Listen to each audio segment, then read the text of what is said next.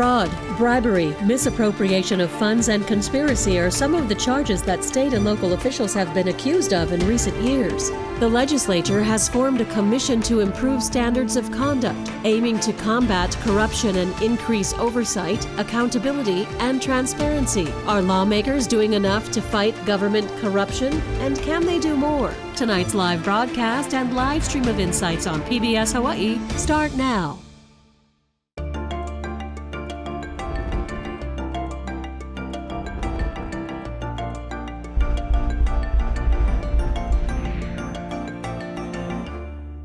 Aloha and welcome to Insights on PBS Hawaii. I'm Yanji Denise. It was a case that shocked the state. Two Hawaii lawmakers, Senator J. Kalani English and Representative Ty Cullen, pleading guilty to federal bribery. Both now former legislators admitted to taking cash to steer legislation.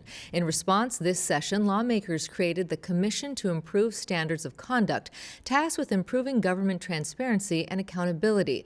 The Commission's initial report called for more than a dozen measures aimed at preventing corruption and increasing oversight of federal contributions, financial contributions, that is, and fundraising in politics. So how many of the proposed resolutions will actually become law? And will it be enough to root out corruption? We look forward to your participation in tonight's show. You can email us or call with your questions. We also encourage you to get involved with the conversation on our Facebook page happening right now. And now to our guests. Sandy Ma is the Executive Director of Common Cause Hawaii. She leads campaign fundraising and engages local, state, and national organizations in building coalitions around Hawaii, focusing on ethics and accountability, money and influence, and voting and elections. Kristin Izumi-Nitao is the Executive Director of the Hawaii Campaign Spending Commission, which was established to ensure integrity and transparency in the campaign finance process. Prior to serving on the commission, she worked with the Department of the Attorney General. Holly Shikada is a 30-year veteran with the State Attorney General's Office. She commenced her current role of Attorney General of Hawaii in December of 2021. She attended UH Manoa, where she earned a BA in accounting and her law degree.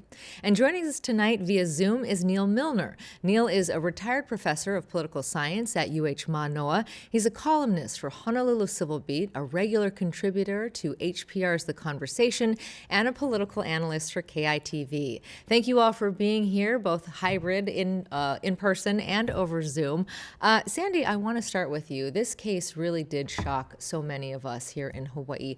When you look at that particular case and what the lawmakers are now considering in this current session, what do you think is the number one priority to rooting out that kind of corruption? Well, thank you for having Common Cause here tonight. We really feel like there needs to be a culture shift at the Capitol and focus more on public service than self-enrichment or self-aggrandizement. And so that is really the purpose of focusing on looking at the culture at the Capitol and turning away from a public service is what we've been seeing over the past number of years.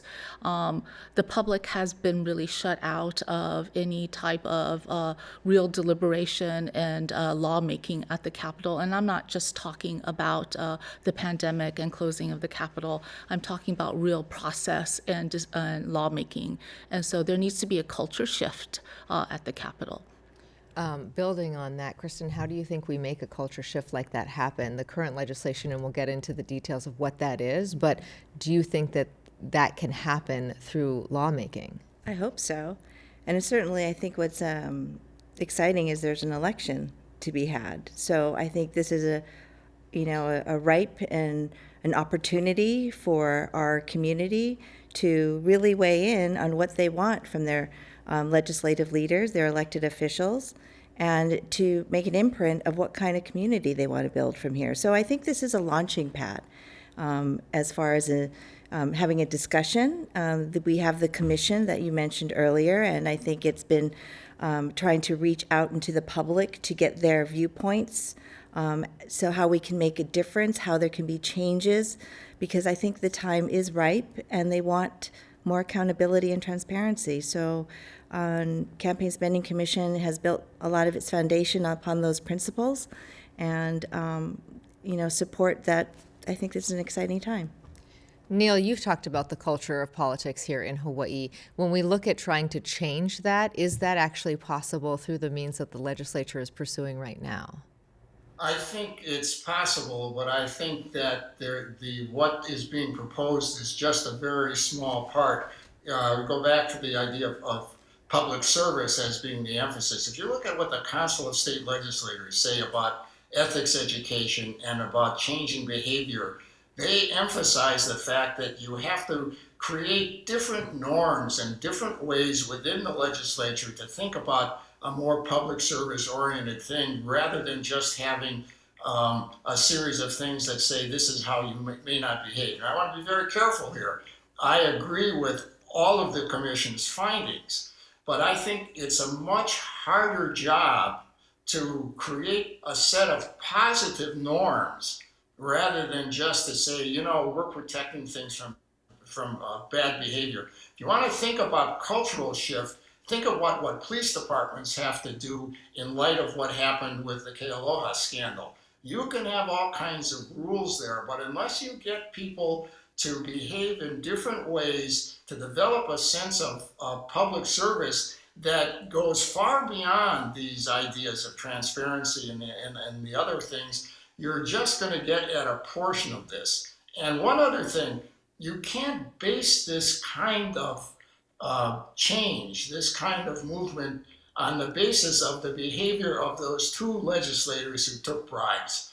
It's an awful thing that they did. It's also awfully simplistic and a little bit of doofusy behavior, frankly, that is a sad but just a small part of trying to create different kinds of norms.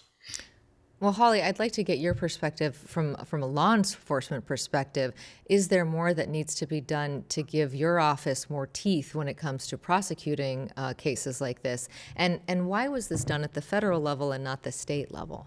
So yes, there is a lot more that needs to be done to give the state a lot more teeth. That is something that our office is looking at and working on, and hope to be prepared next legislative session with some bills that we would like to introduce to give us some of that teeth.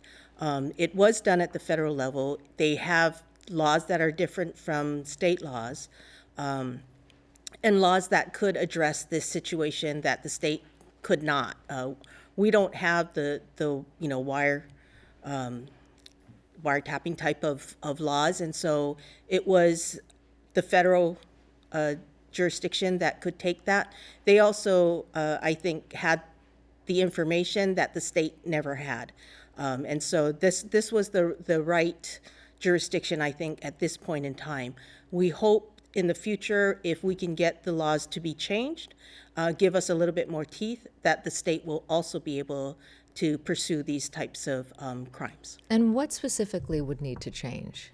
I think there needs to be a lot more criminal laws that allow the state to take action. So even as simple as making it a crime to lie to a state official, and just looking at the different criminal laws. I don't have criminal law background. I have a whole division that does criminal law, and so they are at work now thinking about what laws we need to change, what we need to implement so that we can address these types of fraud and corruption type cases.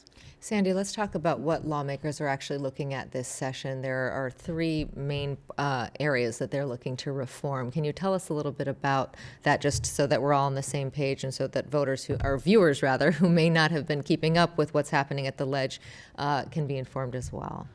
So there's always a suite of campaign finance bills, and Kristin here is with the campaign campaign spending commission.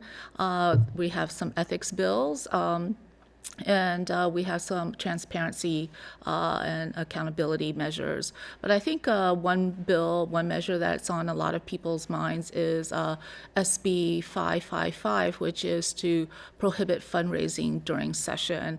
And that measure is moving towards conference. And conferences where the House and the Senate try to hammer out the differences between the two bills as they have moved through the two different chambers. And that's a really simplistic way of putting it. And so this is to prevent fundraising during session. And so on the surface of it, it sounds like a wonderful measure. You're not going to fundraise during session.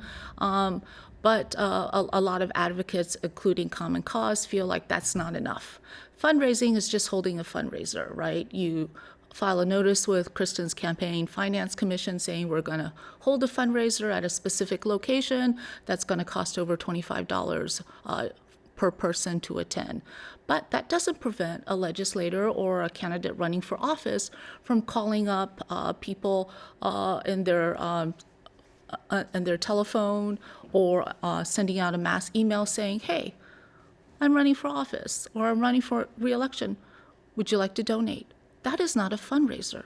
You could still do that even if SB 555 passes. So that is something we are highly concerned with. So SB 555 just addresses having, let's say, a party. You can't have a party during session, but that doesn't address the major issue of calling someone up and saying, hey, can you give me some money? And that is really the heart of what's wrong.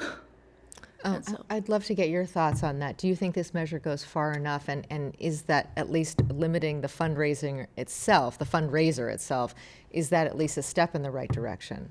It's a step, but I think I would agree with Sandy's comments. I mean, a fundraiser is just a way to raise money, but there's a lot of other ways to raise money besides a fundraiser. So I don't think that this is the, this is going to be like the magic bullet that's going to resolve any type of corruption. I think there's always ways that people are going to be able to, obtain contributions and donations from donors out there. So I think it's a start. I've heard Common Cause advocate, the acceptance and solicitation of contributions during session. And I think that in itself is a very valid discussion as well.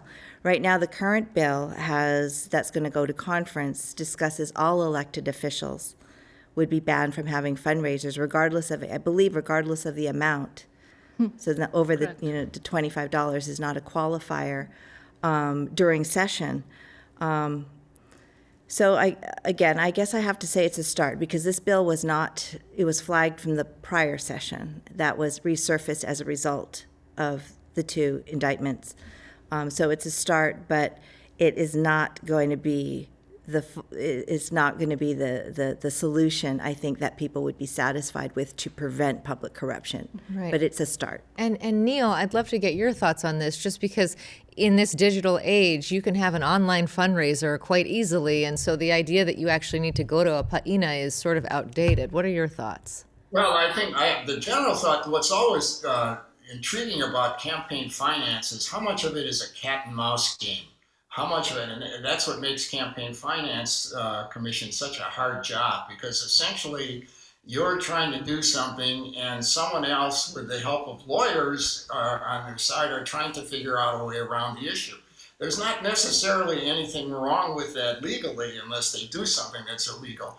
But that's the process that's involved here, and this isn't going to stop that process. I guess what interests me here is why anybody thinks that this kind of change, which is an important kind of change, is going to affect people who want to take money as part of a bribe.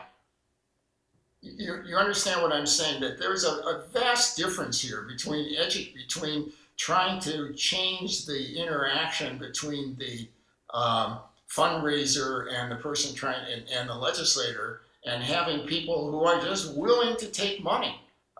There was nothing legal about what they did, and none of this is, that's what I think we have to be careful of, about what exactly we can accomplish here. But I think the main point I want to make is how hard it is to deal with campaign finance, because people are always looking for innovative ways to get around the rules. And these rules might be better, but it's not going to stop that process. Well, Holly, that's a nice segue to you about how people do innovate to get around the rules. Do there need to be clearer standards? Are the standards that are in place right now clear enough for law enforcement to actually prosecute misdeeds in this arena? Well, I do think there needs to be clarity in the law. There are some questions as well with SB 555 and the fact that it addresses legislators but does not address other candidates who are also running for office, and whether they would need to be precluded from campaigning as well during the legislative session. So, there are a lot of things I think that still need to be looked at, need to be clarified. I think, as Kristin and Sandy both put it, it is a start, and we at the Attorney General's office are also looking at, what we can do internally. I think it's been about a year and a half now that we've been looking at creating our Special Investigations and Prosecution Unit so that we can address these types of cases. Unfortunately, we had not had the positions and the funding to be able to stand it up, and we are getting that hopefully this session. And so we look forward to that so that we can start really taking an active role in looking at what kinds of laws need to be put in place and where clarity might be needed in the laws so that we can start addressing these at the state level.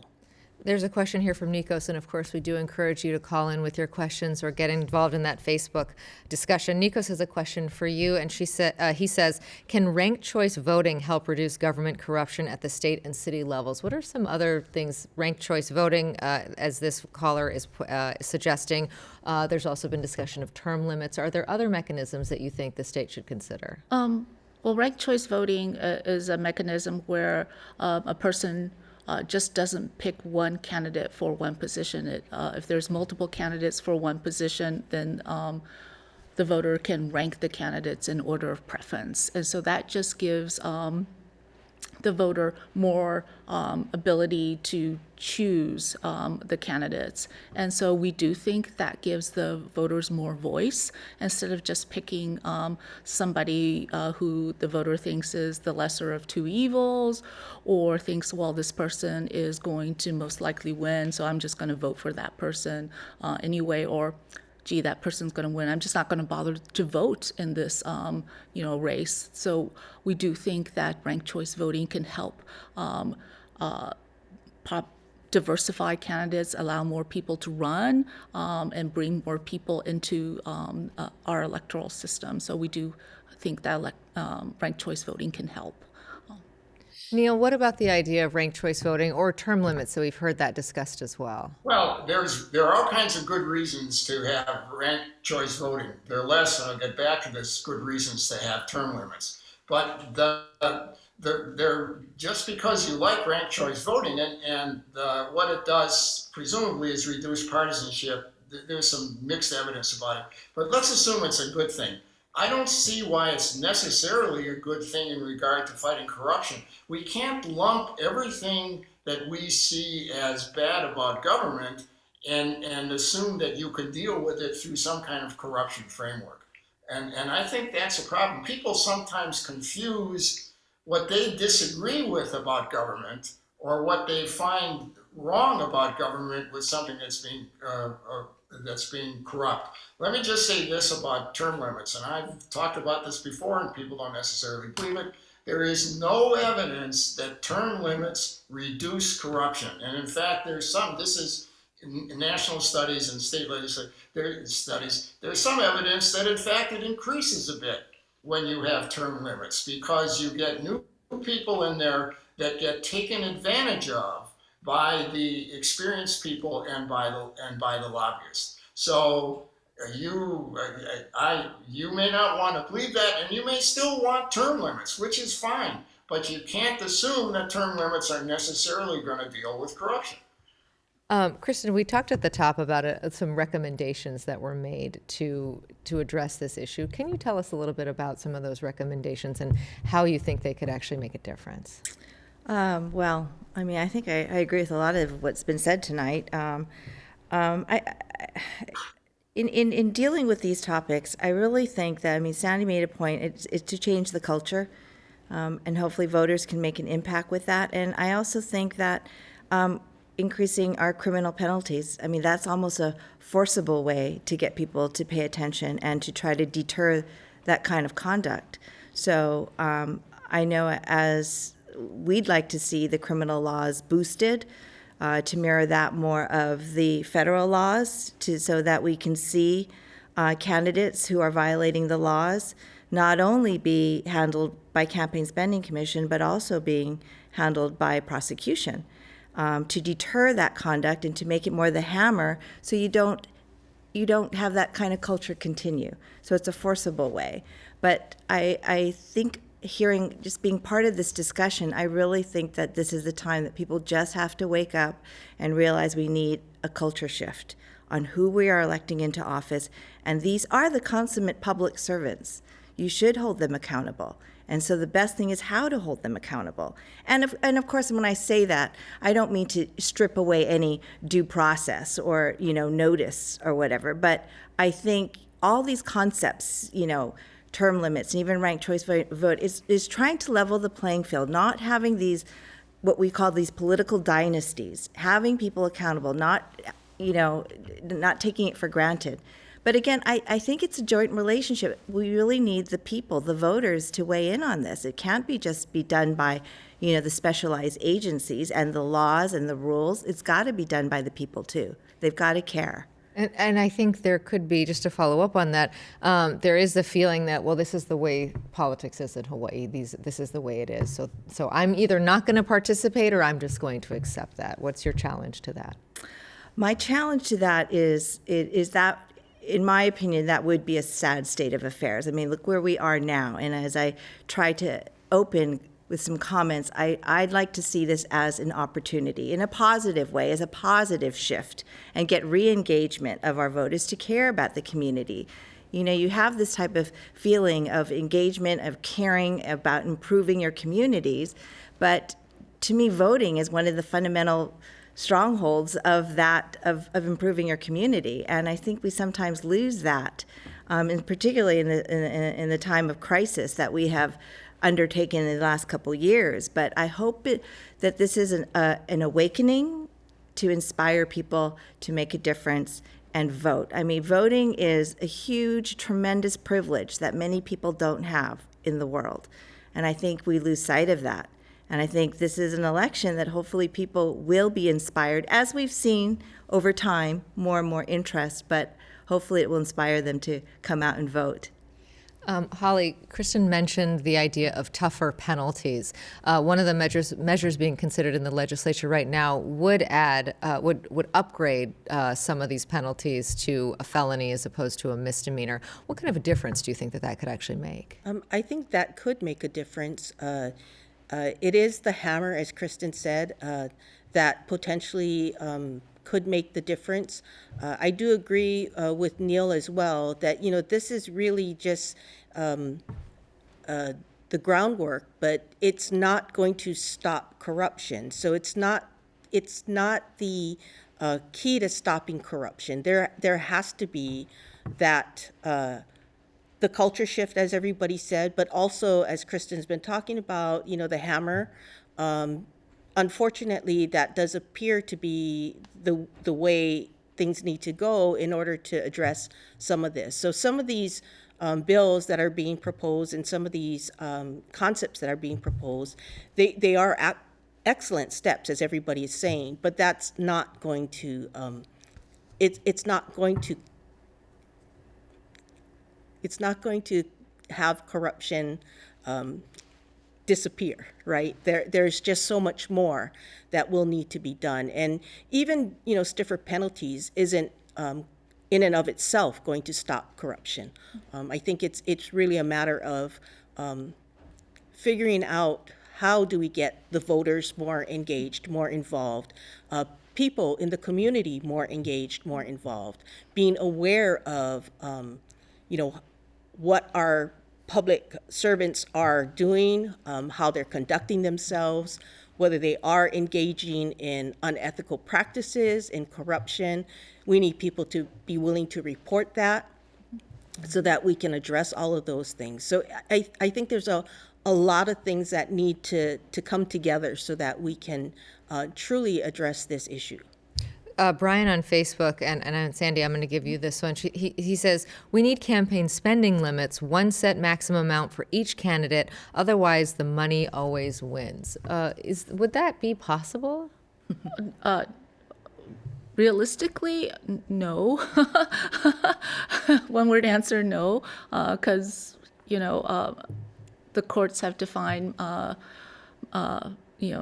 money is speech. Right. So you cannot really limit that. But if you don't mind, I'd like to go back to address what, everyone on the panel has said about, participation and that is how you hold power accountable, is to have the public participate. And, we could ask the legislature to pass laws and we could propose all these good bills, but that's really asking the fox to pass laws to guard the hen house. And so that's really kind of a difficult process to go through. We could propose all the good bills we want, but it's to ask themselves to pass really good bills and laws to rein in their own power. And who really wants to do that? And so it's really up to the people who elected them to go watch them and to make sure that they are behaving correctly. And it's not for the people to really abdicate that. Once you cast your vote, and okay, well, we don't have any more responsibility to keep them in check. We've cast our vote.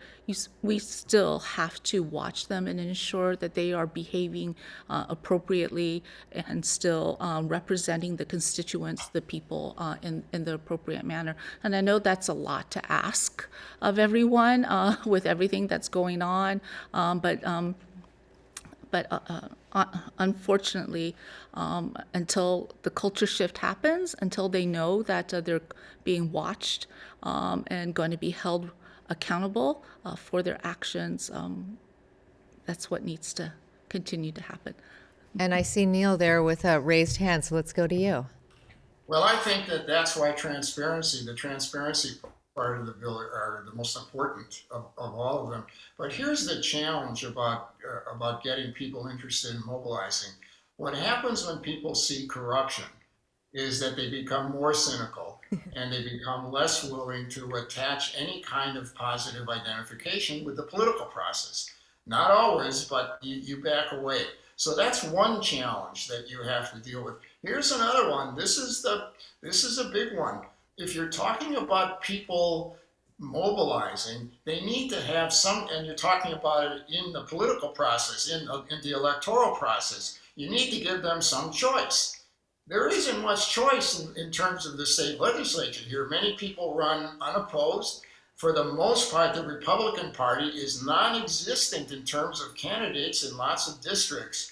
So it's one thing to get people angry and upset, assuming you can do that, but it's another to give them some kind of choices that they can make that mobilizes this. There are other ways to mobilize, of course. You can mobilize in all kinds of ways that don't involve voting, neighborhood groups, through the media, through social media. So we don't want to forget that, but you have to remember how challenging it is to get people who already distrust government, and our level of distrust of government nationally is lower than it's ever been, and it's probably a little higher in most states, but you have to overcome that. I want to get your reaction, Kristin, to what Dean from Hawaii is saying. He says, is there really that much of a difference between taking a bag of cash in exchange for doing something and accepting even more money as a campaign donation for doing the same thing? What progress is there toward publicly funded political campaigns in Hawaii?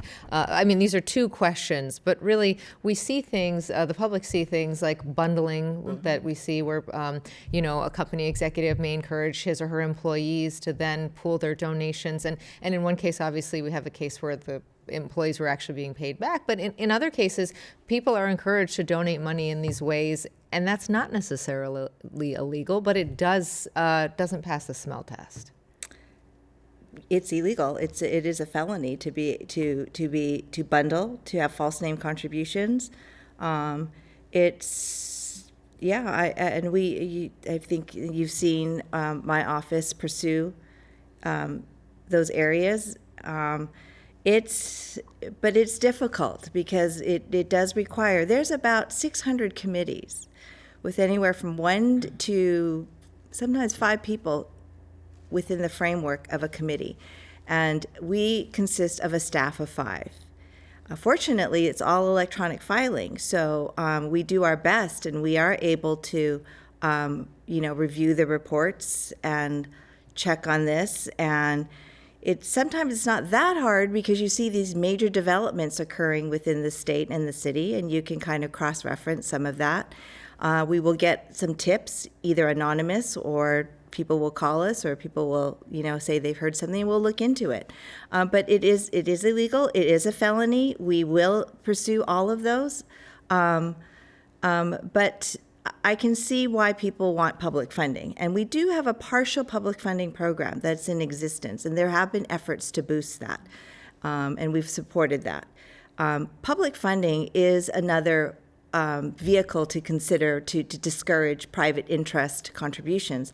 But again, I don't think that that's also going to deter corruption. There's other ways, but certainly public funding is a way to limit private interest money. But it is a tremendous resource. It is dollars, from the state that has to be funded to go to elections. And what we hear from people is they have a problem with money from, let's just say, the general fund going to fund a candidate who is not in their district, or is a candidate that they don't support their values. So that conceptually is another mountain to get past. But the idea of public funding is an important one, and I think you will probably see some ideas surface from the special commission on public funding, for sure. So I wanted to be clear. Of course, paying back your employees after they've donated to your candidate of choice, of course, that is illegal. But there is perhaps pressure put on people, or you have your whole family donate, and that may or may not. It feels like there are some what are perceived as perhaps gray areas that people are maybe getting away with things. Absolutely. There's always some gray areas. Yes. And so how do we root that out? Usually it's a tip or somebody, a whistleblower or something. So you're absolutely right. I mean, it's a difficult process for campaign spending to navigate without knowing the intricacies of what's going on within a organization. Holly, I want to give you this one from Bob in Waikiki. The viewer wants panel to discuss individual responsibility in regards to preventing corruption by doing training for newly elected officials to help them self-reflect on how they can change the culture. One of the measures that is being considered in the legislature would require training, ethics training, every 4 years for lawmakers. Do you think that will make a difference? I don't think in and of itself it will make a difference. I certainly think it is something that is helpful.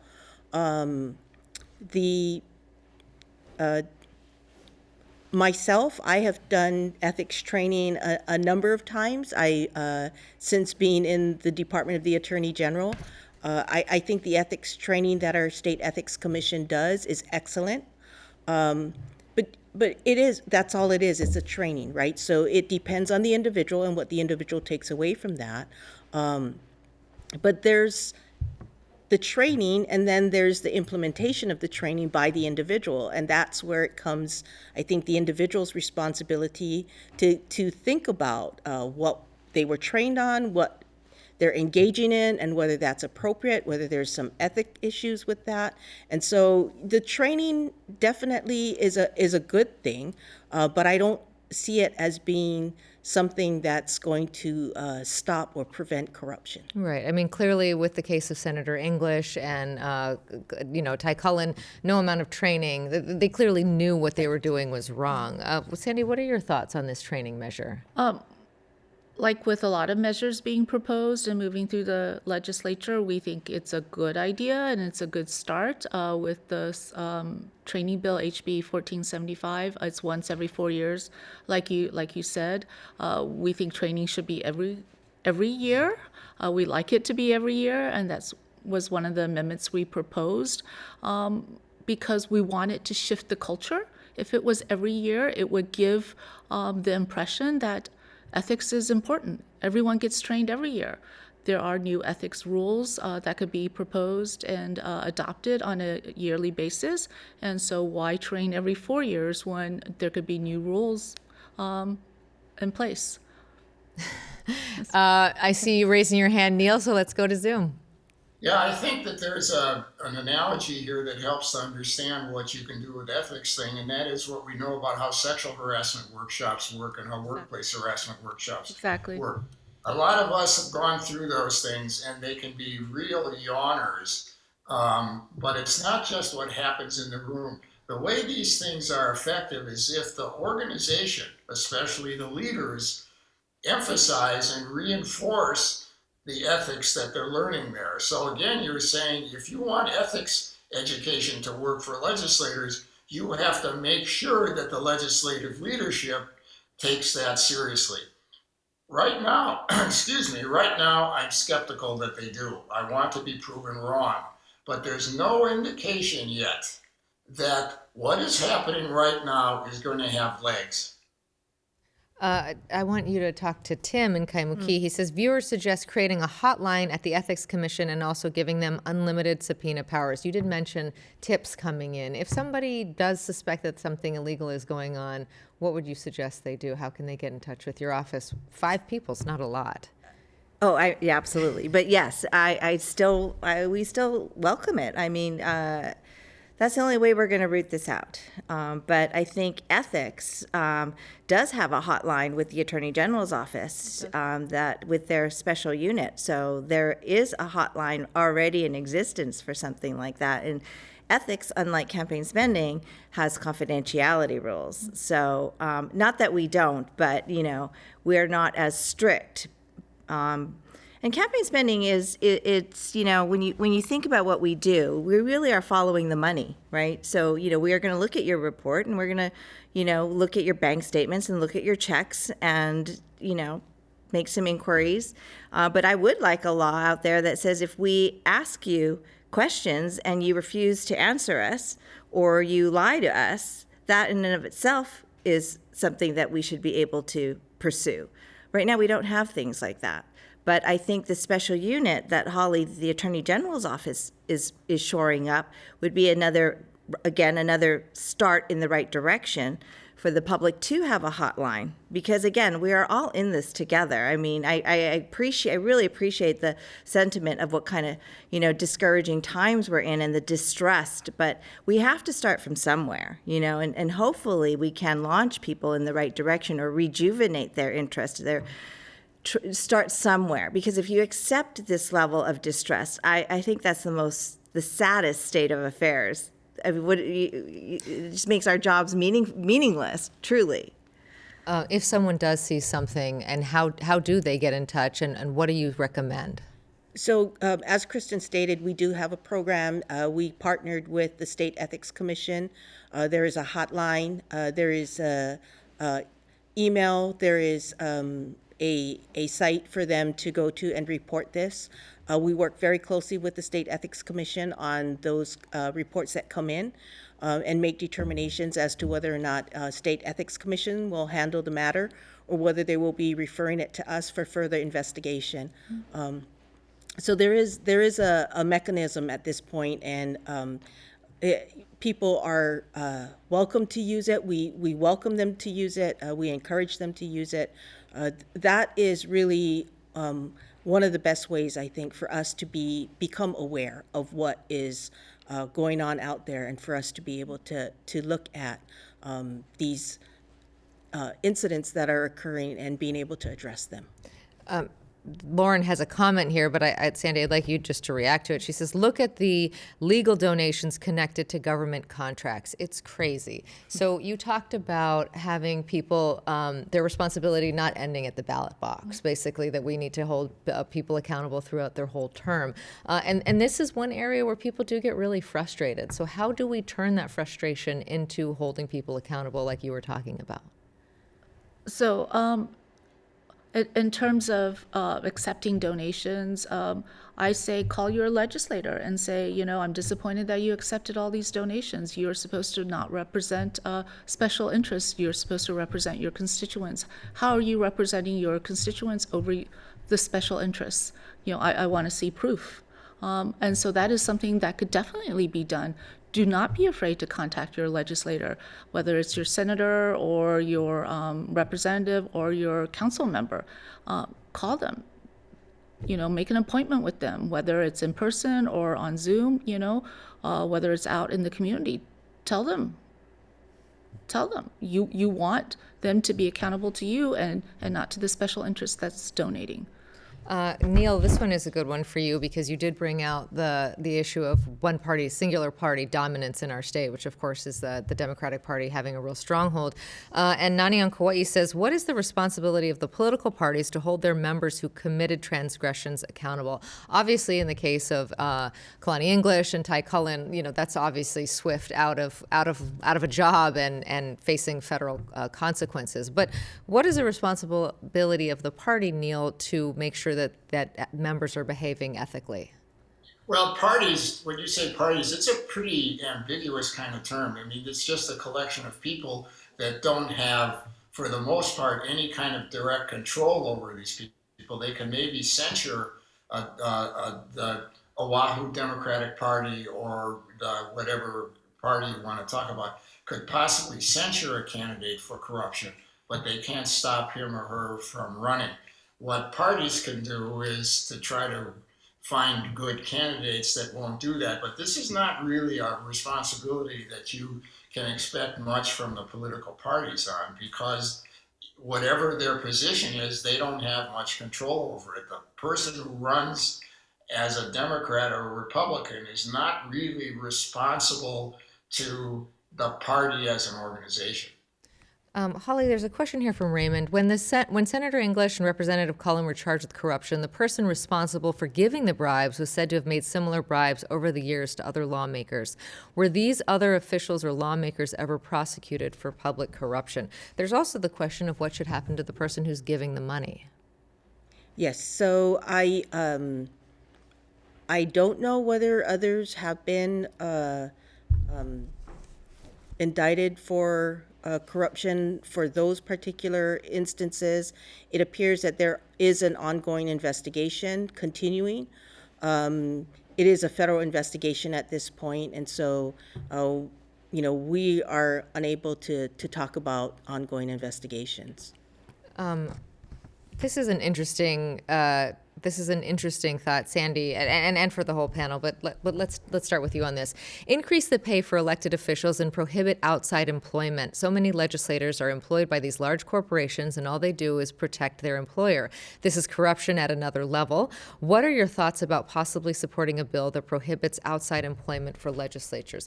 In the lawmakers' defense, they are in a difficult position because this is a part-time job. It's 6 months out of the year, and they do have to make a living otherwise. Should this be made perhaps an expanded role? Should we look at employing lawmakers for the full year, raising the pay, and perhaps attracting more qualified individuals? That has been discussed. Our Hawaii state constitution provides, a 60-day legislative session, so it could be that we amend our state constitution, so that is something that has been discussed. I believe there was a bill that was introduced this session to actually have a year-round legislative session like the county councils. So that is something that is discussed, but I do remember a session or two ago, there was a a bill or proposal to raise legislators' pay, and that was very, very controversial.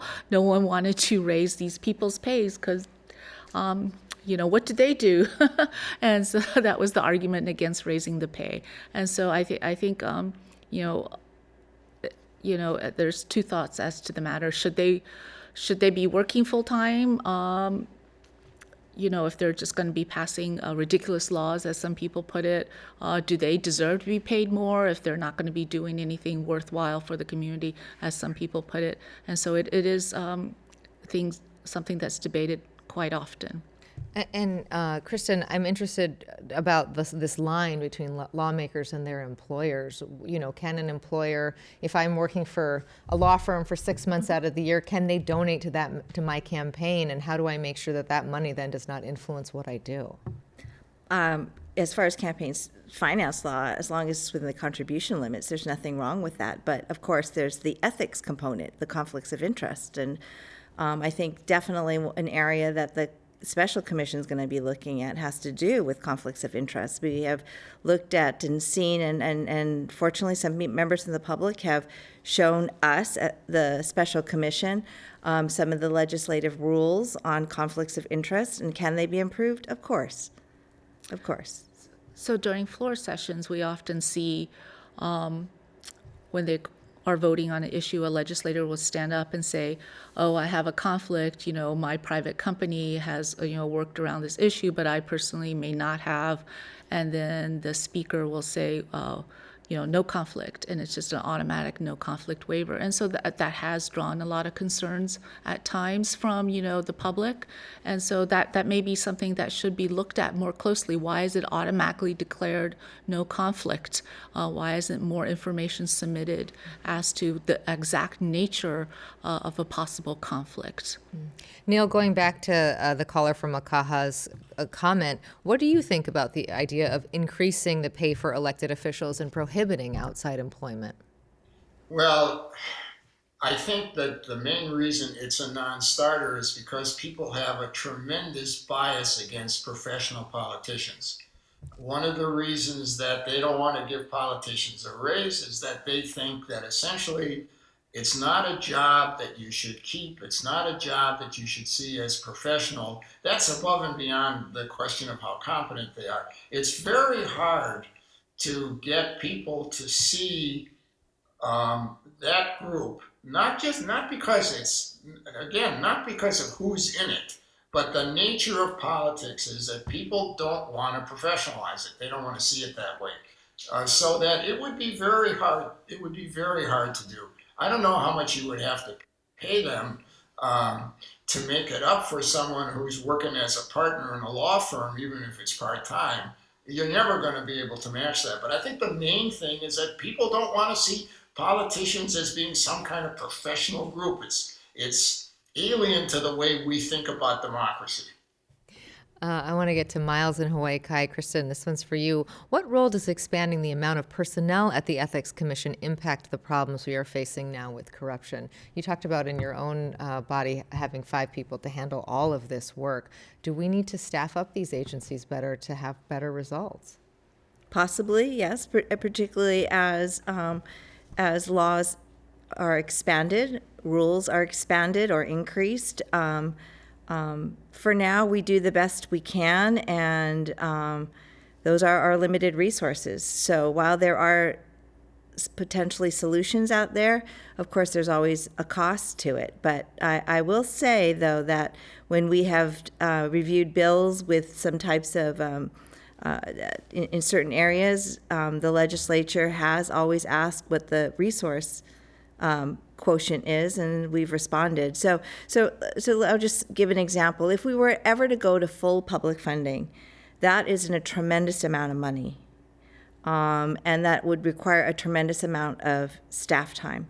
So there are 128 seats that if each person or each candidate, 128 multiply it by 2, 3, 4, how many people are running? If we make that full public funding, that's a lot of money, and that's a lot of staff hours and a lot of that we would require.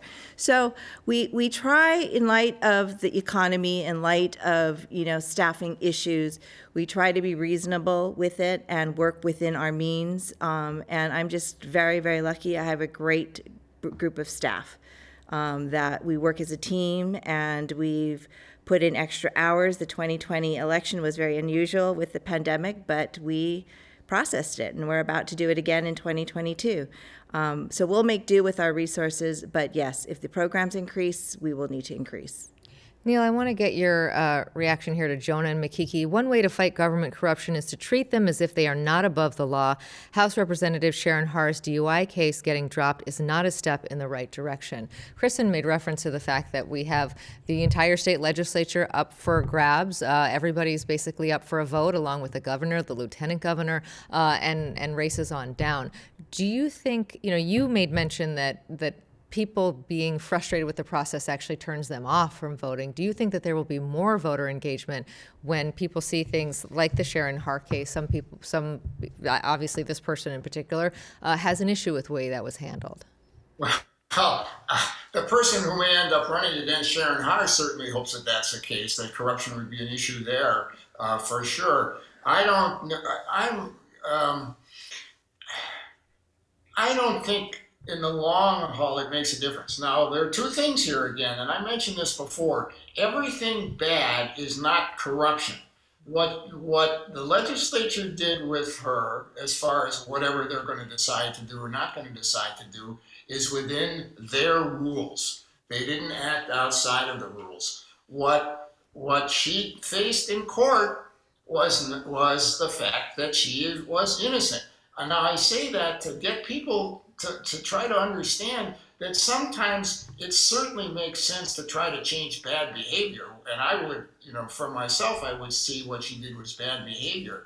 But don't lump everything in the group of corruption, because then you start forgetting that sometimes it's just bad stuff that may be legal that wasn't taken care of, and that you can fight for that.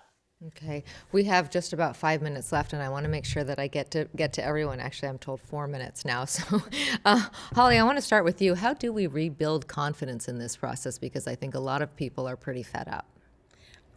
Yes, I think rebuilding confidence will come through stiffer penalties, more precise laws, more clarity in the laws.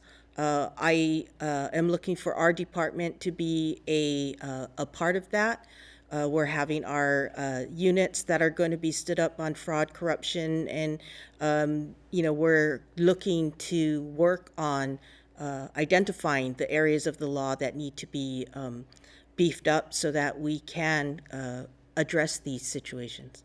And Holly, I'm sorry, not Holly. Kristin, what would you say to people who are frustrated with the way things are right now? I completely agree with Holly. I completely agree. I mean, we could build the whole campaign finance world and, reform it, but at the end of the day, I think it's those criminal penalties. It's not necessarily, maybe high fines, and maybe jail. Something like that with some punch to it might start influencing how things are done in the state and city and how people are going to vote. Neal, we've talked a lot about culture tonight. How do you think we change that culture? Well, as I think Sandy pointed out, you're relying on the legislature to have to do a lot of the work of changing its own culture, and that's certainly logical, but it also has limits. And that's why I think part of this issue about changing the culture, there are two things. One is internal. One, you have to remember how hard it is to do that, how much people are tied into the way that they behave themselves, and how much of this, it would be a lot easier to deal with if you're talking about out-and-out corruption and bribery in this situation. But the other thing I think that is important to understand here, that in order to begin to build confidence, the first thing you have to ask people to do in this case is to be vigilant, because not starting with the notion that just because folks are excited about dealing with corruption right now, that it's actually going to happen. Because frankly, that's not how politics in Hawaii works. That it's a crisis right now, but well, in quotes, but just because it's a crisis doesn't mean that it gets taken care of. This has been a long-term issue. And if you want to see this as a watershed, fine, see it as a watershed, but keep your eyes open. Not just what the legislature does now, but whether they take seriously down the road what the commission is going to say, because the history of commissions, generally, no matter how smart they are, this is a good, smart commission, is they get ignored. They're used to show that something important is going to be done and then it doesn't get done.